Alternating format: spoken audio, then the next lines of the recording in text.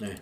그래서 이 수동결산 1번 문제는 비용의 이연에 관한 문제였습니다. 그래서 12월 31일자 일반 전표에다가 이렇게 입력하면 돼요. 9개월분 여기 기간 미경과분을 빨리 구해야 돼. 몇 달치인지. 그래서 1년에 60만 원이니까 미경과된 보험료는 9개월치. 9개월치 곱하기 5만 원 하면은 이것이 45만 원이다. 그래서 차변의 보험료 비용 취소, 대변의 보험료 비용 취소, 차변은 선급비용 자산 증가로 처리하시는 겁니다. 자, 12월 31일 일반 전표에다 이렇게 입력합니다.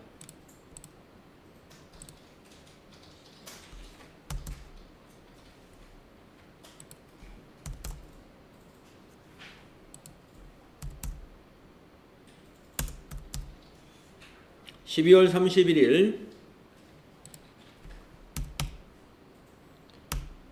차변의 선급비용 45만원,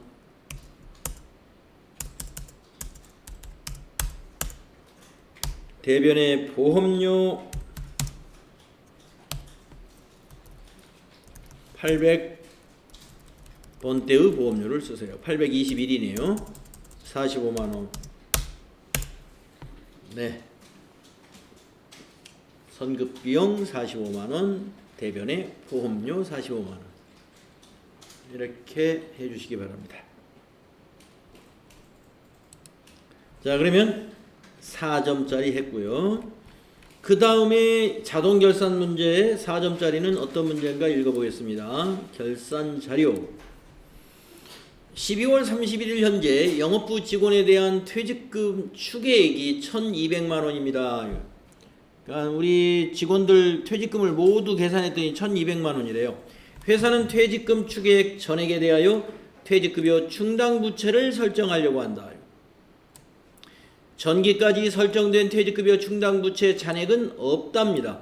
그럼 가서 볼 필요가 없어요. 그러나 전기까지 설정된 퇴직급여 충당부채의 잔액이 여기서 없다고 단정을 해줬기 때문에 우리가 보러 안 갑니다만은 이 말이 없으면 가서 퇴직급여 충당부채 잔액이 있는가를 봐야 됩니다. 그래서 이것도 1,200만원 중에서 기존에 설정되어 있는 게 있으면 그걸 뺀 나머지만 입력을 해야 돼요. 그리고 전표 추가를 누르는 거예요. 자, 한번 그래도 보겠습니다. 한번 퇴직급여 충당부채 잔액이 없겠지만 그래도 한번 볼까요? 자, 한번 보겠습니다. 전체 메뉴에 가셔가지고 합계잔액시산표를 보면 되겠죠. 12월 31일자로 확인을 했습니다. 자, 퇴직급여 충당부채는 어디에 있을까요? 부채의 비유동 부채 자리에 있어야죠. 비유동 부채 자리를 봤더니 장기차입금 하나만 있고 퇴직급여 충당부채는 없는 게 확실합니다. 그러니까 1,200만원 몽땅 입력을 하면 돼요. 어디다 입력을 하느냐? 자, 전체 메뉴에 결산자료 입력이라는 요 메뉴에 입력하는 거죠. 자동분계는 결산자료 입력이 갑니다. 자, 결산자료 입력을 열면 기간을 입력합니다. 1월부터 12월이라고 입력을 합니다. 그리고 팝업창이 나오면 확인 눌러주시면 되고요. 여기서 이제 우리가 어디에 뭘 입력해야 되는지 우리가 한번 쭉 정리한 시간이 있었죠. 앞에 3일 패션 할 때. 자, 이번에는 시험에 나온 것만 하면 되니까 판매관리비 밑에 보면은 이런 부분이 있어요. 퇴직급여 전입액이라는 부분. 여기다가 입력합니다. 퇴직급여 가로 열고 전입액이라고 되어 있는 부분이 있죠. 거기에다가 입력을 해야 돼요. 얼마를 입력하느냐? 퇴직금 추계액 전부 다 입력합니다. 1,200만. 그리고 나머지는 없는 걸로 가정을 하자 그랬으니까 위에서 전표 추가 눌러서 마무리하면 돼요. 전표 추가, 예, 확인. 그러면 이제 뭐 매출 원가 분계라든가 이것은 자동으로 만들어집니다. 어디 가볼까요? 일반 전표 12월 31일자에 가서 조회를 해보게 되면은 일반 전표 12월 31일자에 가서 조회를 해보게 되면은 아까 1번 전표 선급비용 보험료 입력한 그 밑에 상품 매출원가 대체분계 일어나 있죠? 차변의 상품 매출원가, 대변의 상품인데 나중에 여러분들 결산 문제 제가 이 문제 낸다고 그랬죠? 여러분이 이 분계를 쓸 때 상품의 이 적요는 상품 매출원가 대체라는 이 적요는 꼭 써주어야 제가 맞는 걸로 처리합니다. 상품이 대변에 갈 때 적요가 꼭 필요해요. 상품이 대변에 갈 때는 적요를 꼭 넣는다. 코드로 넣어야 돼요. 근데 시험 볼 때는 코드로 안 넣어도 상관없습니다. 이게 뭐 4번 상품 매출원가 대체 이렇게 해주면 뭐 물론 좋지만 4번은 생각이 안 나더라도 상품 매출원가 대체는 반드시 넣어주세요. 써주세요. 시험지에 쓰실 때. 그래서 상품 매출원가 대체 분계를 하시오 그러면 이거 차변의 상품 매출원가, 대변의 상품, 그런데 대변의 적요에는 이걸 꼭 넣어야 된다. 그러면 이 금액은 어떻게 산출하는지 여러분 알고 계시죠? 상품 매출원가는 어떻게 구해지느냐? 기초상품 재고액 찾아가지고 더하여서 뭘 더해죠? 단기상품 매입액을 더하죠? 기초상품 재고액에다가 단기상품 매입액을 더해서 빼기 기말 상품 재고를 빼주는 거예요. 기말 상품을 빼주는 겁니다. 그래서 기초상품 재고액 더하기 단기상품 매입액 마이너스 기말 상품 재고액이 바로 뭐다? 그게 바로 매출 원가. 이 금액이 이렇게 산출된다. 매출 원가 산출하는 방법 반드시 알고 있어야 됩니다. 기초 더하기 단기 매입 빼기 기말. 약식으로 말하면 약식으로 외울 때는 기초 더하기 단기 매입 빼기 기말. 그것이 상품 매출원가입니다. 이거 모르면 안 되죠.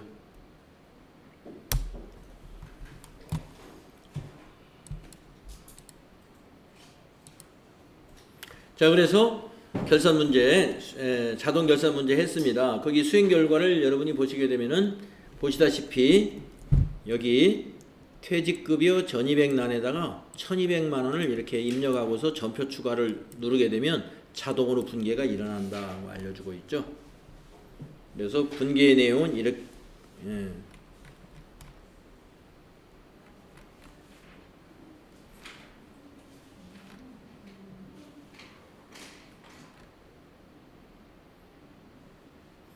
이거는 지금 해설이 잘못된 거예요. 여러분 책에. 이거 지금 이 문제가 아니라 이 앞에 문제인데.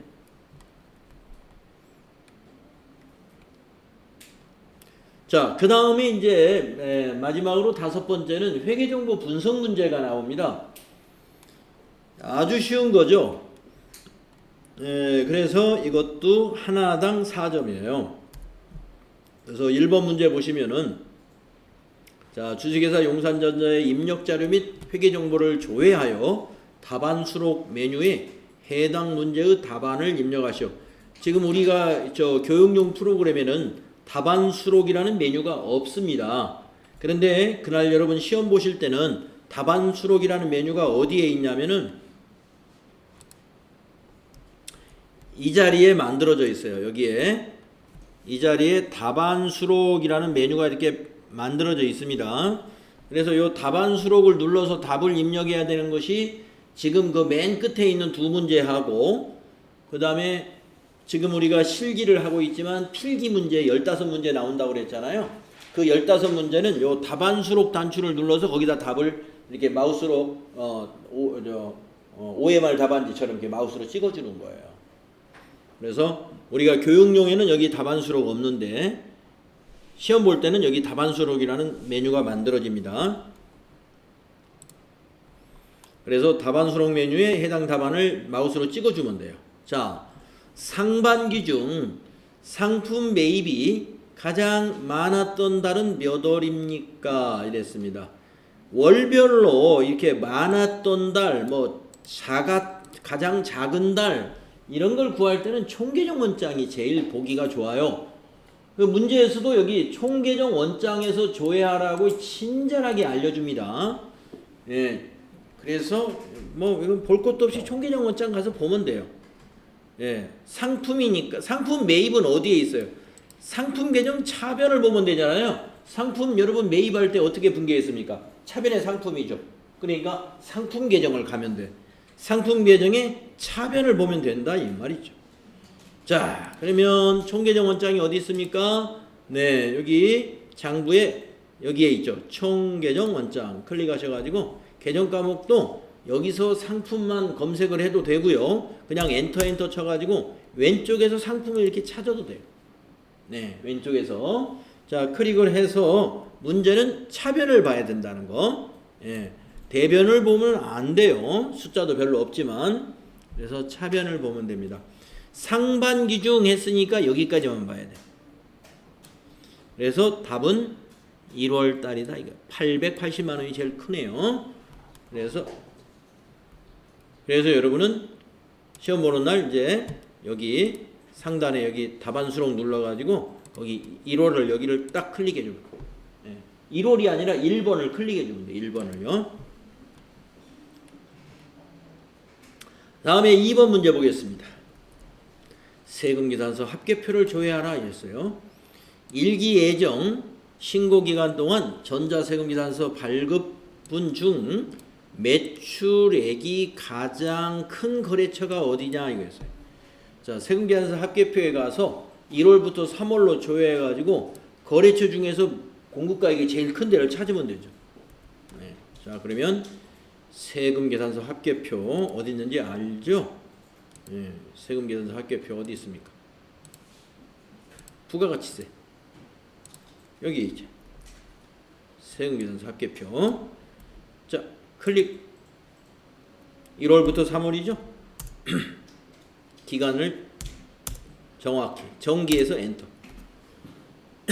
그러면 매출이었죠? 문제를 잘 읽어야 됩니다. 전자 세금계산서 발급분이라고 그랬어요. 그러니까 여기 전자 여기를 눌러봐야 돼요. 그리고 여기 보면 거래처별로 여기 나와 있습니다. 네. 숫자가 제일 큰 게 어디인가요? 부국 상사가 제일 숫자가 크더라. 그래서 답이 부국 상사가 되는 것입니다.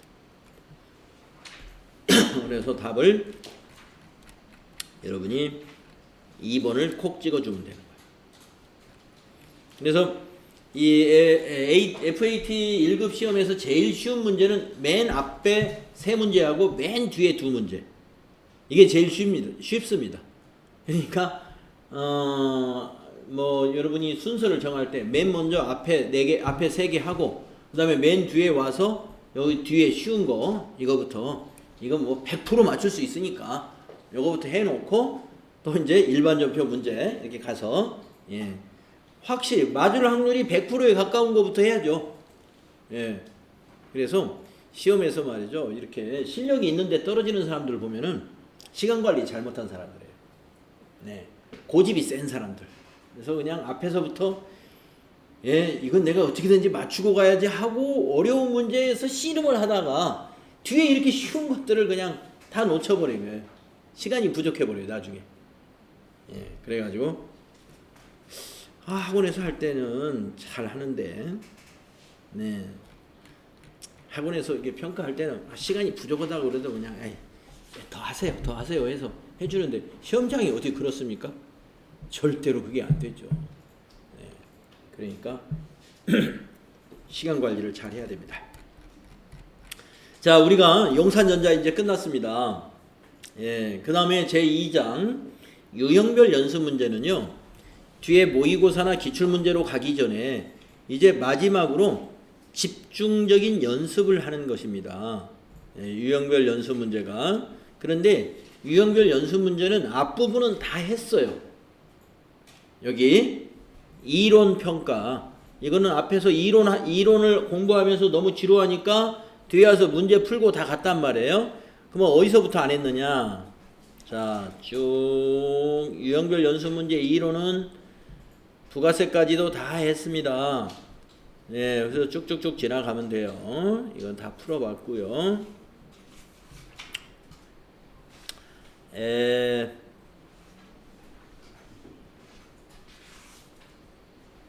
원가 계산하고 그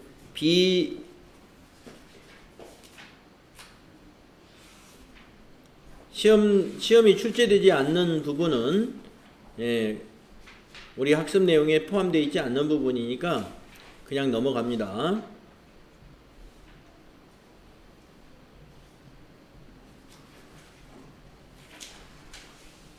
내부통은 부가가치세 이론도 다 했고. 그래서 유형별에서는 어디서부터 하게 되냐면요, 실기만 하면 돼요. 이론은 다 했어요. 원가 계산은 시험에 안 나오니까 그냥 패스고, 비영리 회계도 시험에 안 나오니까 패스.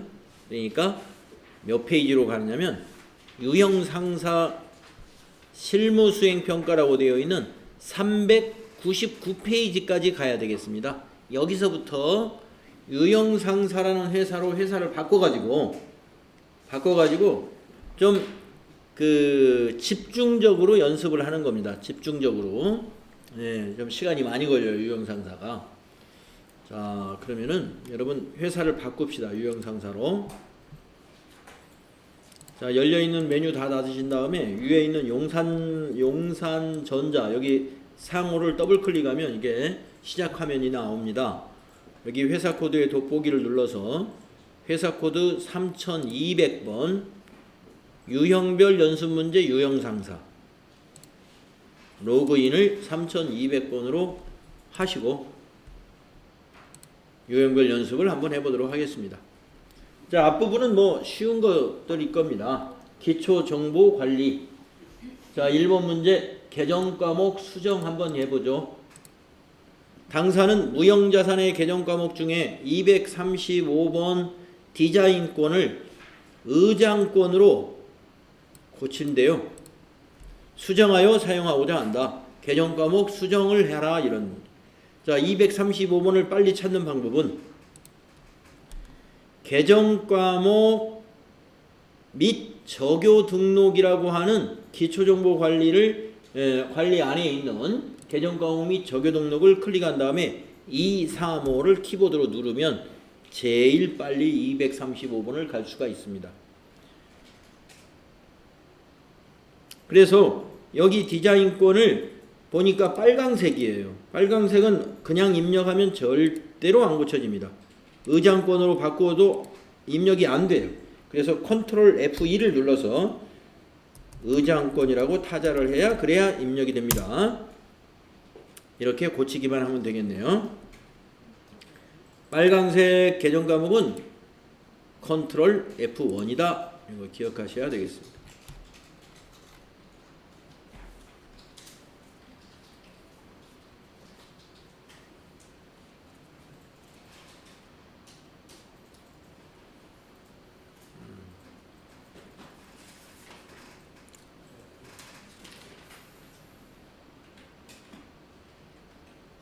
다음에 2번 문제 해봅시다. 거래처별 초기 2월.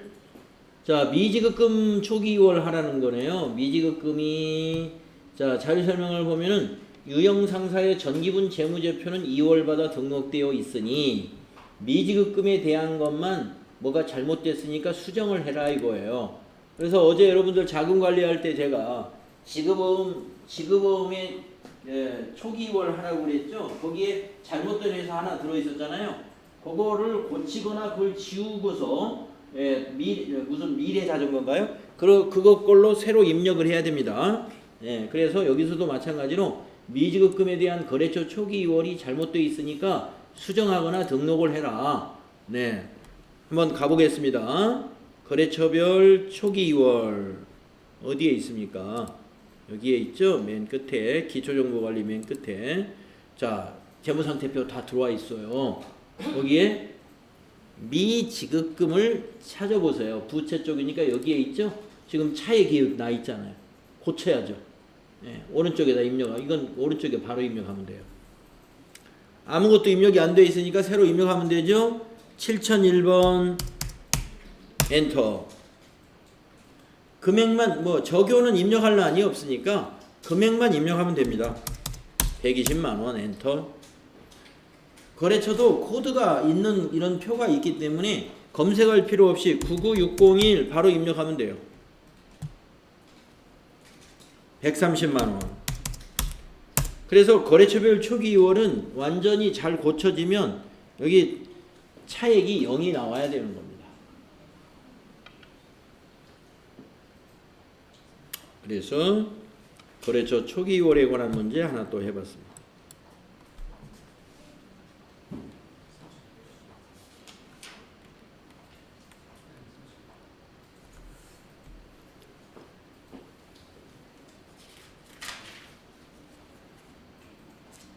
그 다음에는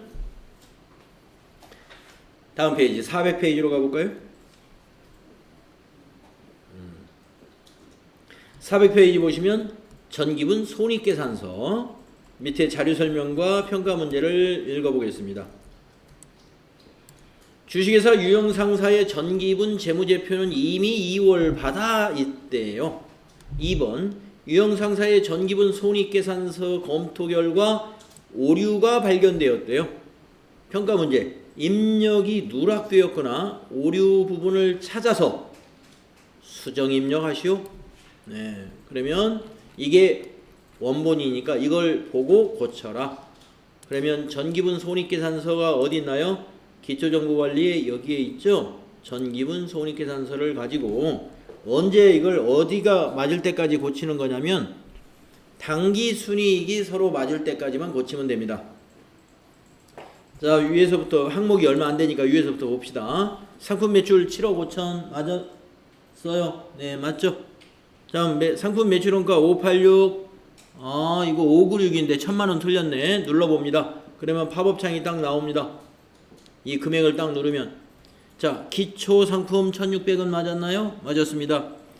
단기 상품 매입액 6억은 맞았나요? 맞았습니다. 기말 상품이 3천만 원이 아니라 2천만 원인데 이게 틀렸어요. 근데 여기는 손익계산서 자리에서는 이걸 고치질 못합니다. 전기분 손익계산서에서는 기말 상품 재고액을 고치는 걸 막아놨어요. 어디서 고쳐가지고 반영을 해야 되냐 하면은 닫고 전기분 재무상태표에 가서 고치도록 해놨어요. 전기분 재무상태표에 있는 상품이 이 상품이 바로 손익계산서의 기말상품 재고액과 같은 거예요. 전기분 재무상태표의 상품이 전기분 손익계산서에서는 기말상품 재고액과 같은 겁니다. 그래서 여기도 와보니까 전기분 재무상태표에도 지금 우리가 와보니까 밑에 1000만 원의 차이가 딱 있잖아요. 이거를 고치면 1000만 원 없어지겠죠. 차이도 2000만 원으로 이걸 고쳐야 된다 이 말이죠. 자, 2000만 원을 입력했더니 밑에 제로 떨어졌습니다. 그러면 전기분 재무상태표 닫고 손익계산서는 자동 반영됐어요. 아직 반영이 안 된 것 같죠? 다른 숫자를 클릭했다 여기를 다시 눌러서 들어가 보세요. 반영돼 있죠 이제. 자, 벌써 맞았을까요? 어디 단기순이익 아직 안 맞았죠? 65만 원 차이 나네. 65만 원 아직. 근데 65만 원짜리가 눈에 탁 들어왔어. 전기분 손익계산서의 단기순이익을 보다 보니까 65만 원이 여기에 딱 있단 말이에요. 법인세. 예, 우연히 발견했어요. 법인세 빠졌어 보니까. 예, 자 여기다가 법인세 인용합니다. 법인 65만 원. 그리고 이제 단기순이익 보세요. 딱 맞아버렸죠? 1억 1000만 원. 네. 그래서 전기분 손익계산서를 고칠 때 단기순이익이 맞으면 다 고쳐진 거라고 보시면 돼요. 이 당기순이익이 맞으면. 그래서 고치는 문제가 나오면요, 여기 고치는 게 대개 2개 내지 3군데를 고치는 것으로 나오는데, 여기서는 지금 딱 2군데 고쳤어요. 사실은 3군데 고친 거나 다름없습니다. 왜냐? 재무상태표 들어갔다 나왔기 때문에.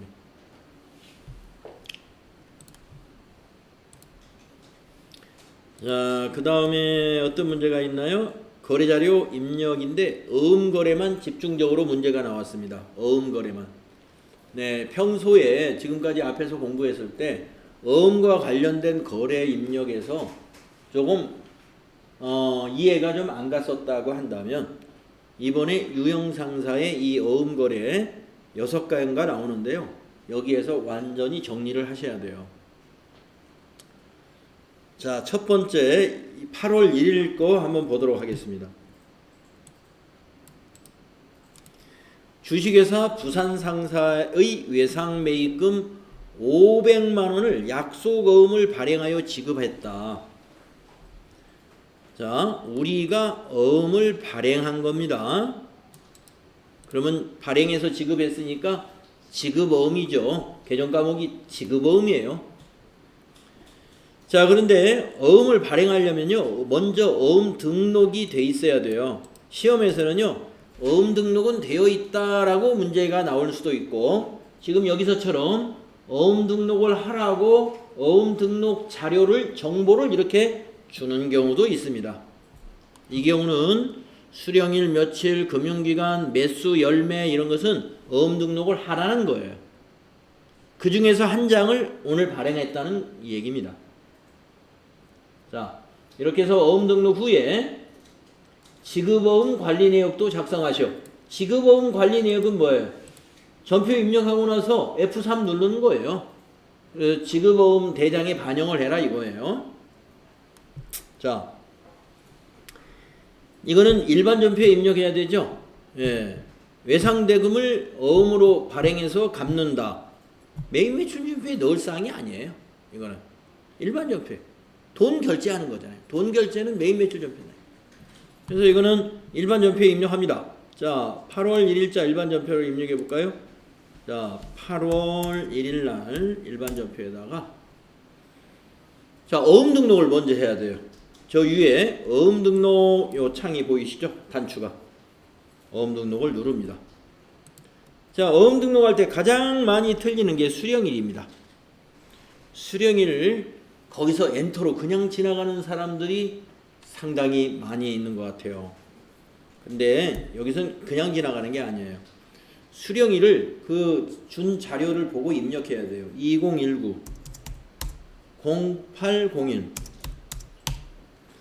그리고 어음 종류에서는 시험에 나올 때 1번 어음이거나 4번 전자인데, 1번 어음이면 약속어음을 말하는 것이고 4번 전자는 전자어음을 말하는 것입니다. 그러니까 여기는 지금 약속어음이에요. 그러니까 1번입니다. 종이어음이라는 뜻입니다. 약속어음, 종이어음이라는 말과 같고요. 그 다음에 금융기관 입력할 차례예요. 물음표 단추 눌러서, 아까 괄호 속에서 국민은행에서 10장 받았다고 그랬죠? 자, 국민은행 확인. 자, 어음 번호, 그 어음 사진을 보시고 어음 번호를 입력하는데, 약속어음은 앞칸에는 한글로 된 번호, 뒷칸에는 숫자로 된 번호를 나누어서 입력하는 겁니다. 전자어음의 경우는 한글로 된 번호가 없기 때문에 뒷칸에다 숫자만 그냥 입력하는 겁니다. 자, 이거는 약속어음이니까 앞에 자, 타, 그리고 뒷칸에다가 2019 0801, 매수는 10. 네. 그리고 밑에 등록해 줍니다. 그러면 10개의 어음을 새로이 등록하였습니다. 계속적으로 등록하시겠습니까? 네. 아니요 하면은 계속 안 하고 이제 전표 입력해야 되니까 우리는 아니요 해야 빠져나오겠죠. 예. 만약에 예 하면 아까 그 메뉴 또 나와요. 또 나오면 여러분이 착각할 수가 있어. 등록이 안 됐나? 하고 또 등록해. 그러면 또 등록하고 들어가면 중복되었다. 뭐 이런 말이 나온다든가. 예. 여러분 괜히 멘붕에 빠질 수가 있어요. 예. 차분히 하시면 됩니다. 자, 그러면 이제 위에다가 분계를 입력하겠습니다. 8월 1일 날, 자, 약속어음을 발행했으니까 대변의 지급어음이라는 매입 채무가 증가하죠. 자, 4번 대변의 252번 지급어음. 거래처 반드시 넣어야 되는 거죠. 밑에 보니까 어느 회사, 부산상사. 우리 회사는 지금 유형상사고 부산상사에다가 발행을 한 겁니다. 적용은 채점 안 합니다. 방향키로 지나가시고 500만원 입력합니다. 그 다음에 차변의 부채가 감소하죠. 외상 매입금이라는 매입 채무는 감소합니다. 251번 외상 매입금. 거래처 반드시 넣어야 됩니다. 코드로 7002번 여기도 부국상사. 네. 여러분 외상 매입금을 어음을 발행해서 지급할 때도 거래처 두 군데가 똑같은 거고요. 외상 매출금을 어음으로 받았다 했을 때 받으러움과 외상 매출금의 거래처는 항상 똑같아요. 예. 그 회사 어음을 주는 거기 때문에. 지금도 우리가 외상 매입금을 갚는 거잖아요. 그때도 거래처가 똑같아. 지급어음 거래처도 부산상사, 외상 매입금 거래처도 부산상사. 네. 자, 이제 차변은 500만 원입니다. 적용은 채점 안 하니까 그냥 지나가는 겁니다. 그래서 네. 지금 우리가 앞에서 용산전자하고 유형상사 연습은 어떤 버전으로 연습을 하느냐? 시험 버전. 시험에서 채점하는 것만 입력하고 그냥 넘어가는 거예요. 시험 버전으로 하는 거고요. 그 앞에 3일 패션은 실무 버전으로 했다고 보시면 돼요. 적여도 꼬박꼬박 입력해 가면서 다 했었죠. 자, 하나가 남았습니다. 뭐가 남았느냐? 지급어음 현황에 반영하라 그랬잖아요. 그러면 지급어음 줄을 클릭하고 나서 F3을 눌러서 아직 지급어음 현황에 반영을 안 시켰기 때문에 이 작업을 해야 이 문제가 끝나는 겁니다. 그러면 지급어음 관리 밑에 떴죠. 발행은 자동으로 뜹니다. 왜냐? 지급어음이 대변에 가는 건 발행인 경우밖에 없기 때문에 이건 물어보지도 않고 어음 번호 어떤 걸 썼느냐라고 물어보는 거예요. 아까 어음 10장 중에 맨 앞번호를 썼죠. 그러면 여기다 입력하는 것이 아니라 찾으면 됩니다. F2를 누르거나 더블 클릭으로 찾으면 돼요. 자, 근데 어음 번호가 우리가 갔던 것은 자타로 시작되는 어음 번호니까 여기 있는 다른 번호를 선택하면 안 돼요. 자타로 시작되는 거. 그 중에 맨 앞번호. 네. 이렇게 잘 고르시고 확인.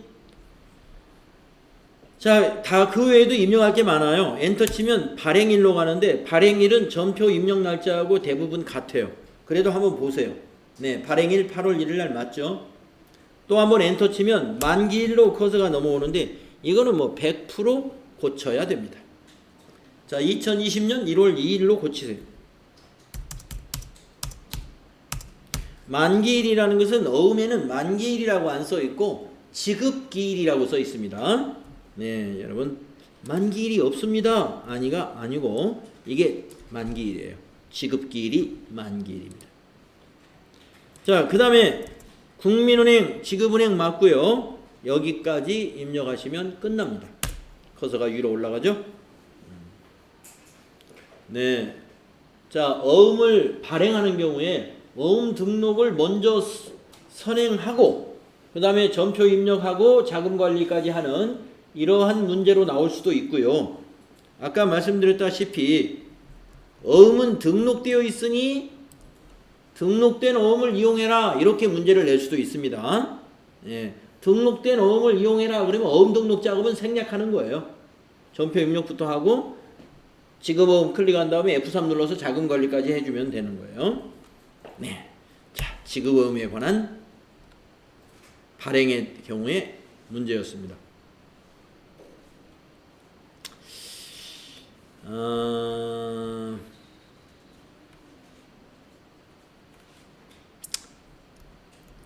여기까지만 하죠. 예, 우리가 또 8월 2일부터는 다음 시간에 하는 게 좋겠습니다. 네. 이것도 네.